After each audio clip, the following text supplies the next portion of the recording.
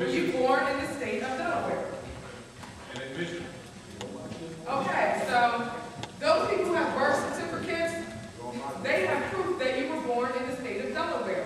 They have jurisdiction. You are a slave, you are chattel property of that state. You are owned by that state via that name that is on that birth certificate. Clearly, a name, once again, is the designation of an individual person or a firm or a corporation. This is, to me, this is where the destruction begins of our family commercially. Yes. We talk about, what we know, and, we don't have, we have single parent households and things of that nature. We already know those types of things. We're here to talk about solutions. So I'm going to talk about what is the destruction of our family commercially, because that is what's keeping us in slavery. And, well, not in slavery, because it's a little slavery, that's loud. So, in indentured servitude. And that's because we have these names. We are represented as corporations. We got to dissolve that. That's the first solution. You have to dissolve that. And for everybody, after everyone has spoken, I have templates. Aboriginal law firm provides the paperwork, or administers the paperwork to do these solutions, like dissolution. You've got to get rid of that. So we move forward. You have the birth certificate. They give you ways to get out of that by the time you're 18, but by the time you're 18, you are marketed to. And they want to sell you driver's license and things of that nature. And they want you to start using credit cards, or start using their social security number, which is an account. It's a voluntary account. And how many people here have social security number? So you own a social security number, all these people here? Okay, good. At least you know that. Because on the back of that social security card, it says, this card belongs to the Social Security Administration. If we ask for this card back, you must give it to us. So they're showing us via these documents and these applications, whether it's an application for a driver's license, whether it's an application for a marriage license, that they own us, and that whatever rights that we thought we had as natural people, we do not have anymore because we gave them up, we surrendered them to the corporations, whether it's the city of Wilmington, another 501c3, whether it's the county of Newcastle, whether it is the state of Delaware. So when you dissolve those contracts, and you let them go, dissolve them. You do that like you would, like when somebody dies, they're pretty much dissolved physically, and they're also dissolved commercially. We have to start dissolving those contracts commercially. That's what we call the dissolution process. So in order to bring our families back together, we have to proclaim our nationality, the state of mind, and we have to commercially nationalize. The first thing that we have to get rid of is our names. Get rid of those contracts like the birth certificate. We've got to do certain things once we've got, once we've dissolved those contracts. One of the ways that we do that once we dissolve those contracts is we let them know. We go get certain forms notarized. Then we get them certified by the counties that we domicile. Then we get them certified by the state. And then on top of that, because we're a foreign entity, we get them apostille. We get them under an apostille, which is a seal. That's the notification that they get. They're state-certified documents. They're internationally certified documents. So that's the dissolving process of that birth certificate. Where's that birth certificate? I just want to know where it is at all times. All right, y'all don't hold me and my children to that. All right.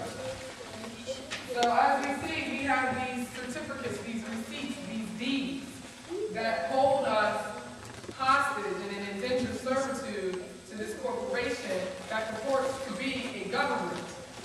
We walk around talking about the government. We can't stand the government. But we haven't done anything because we stay in our same status.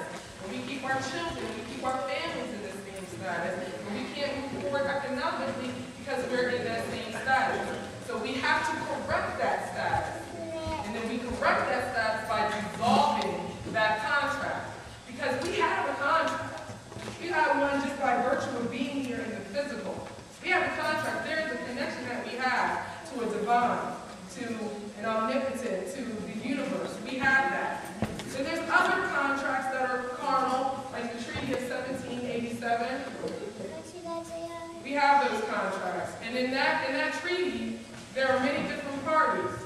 You've got the United States that's mentioned. You have the United States of America that's mentioned. You have the Muslim powers that is mentioned. You have the Christian powers that is mentioned. You have the Empire of Marrakesh. You have the Moors. Which party do you represent? If you say you represent the Moors, then you shouldn't have any of these instruments, like a birth certificate or a social security number or driver's license. You shouldn't have those contracts. You don't need them. Like you said, you're not honoring your forefathers and your mothers when you have those contracts because you have these names. You don't have attributes. As we know from studying her story and history, that we have many attributes. You can't just put us in a box and say your name is. We've got to dissolve those contracts. That's how we can start building our families back. So we dissolve the contract, we put everything on record and things of that nature. Okay, how do we move forward? I work. I have a job. First is state of mind. Do you want to continue to work for them, or do you want to start working for us, our people, and start doing things that we need to do to be successful as a society? If you want to continue to work for them, do it in your indigenous capacity, in your indigenous status. There's a pink book that Sister Roz has over there. Breaks down the Social Security number, Social Security Administration, and basically tells you that the Social Security contract is a voluntary contract. If you want to still work at Verizon, if you still want to still work at Comcast, if you still want to work wherever you work, make sure you let them know that you have corrected your status, you have, changed your religion, you have converged, you have converted, whatever it is that you need to do, let them know that that has been done. And there are some good things in here that you can use that basically will just let them know that I need different paperwork. I don't need any of your W forms. Right. I don't need those forms. There's other forms that are available, and that's why, like you said earlier, people come here and they have no choice. They come here as immigrants from other lands and they have no choice but to ask, what form do I use? I'm from Jamaica. I would like to set up a business. What form do I need? These people in these departments are paid to tell you what form you're supposed to have. So you go there and you say, I am from the Wasatch Territory. That's near Wilmington, Delaware. I am Aboriginal, Indigenous, Moor. Belong to the Marrakesh Society. We have the Marrakesh Sun Temple on record. It's the County Recorder's Office in Harmony, Title 27 of the Delaware chapter for religious entities. What do I need to do to be able to work at Verizon? What do I need to do to be able to have my daughter or my son in this school? I'm just saying these types of things because this is what we're used to doing. So if you want to continue to work with them and build up their infrastructure, then these are the ways that you do it. But at least do it in your proper status.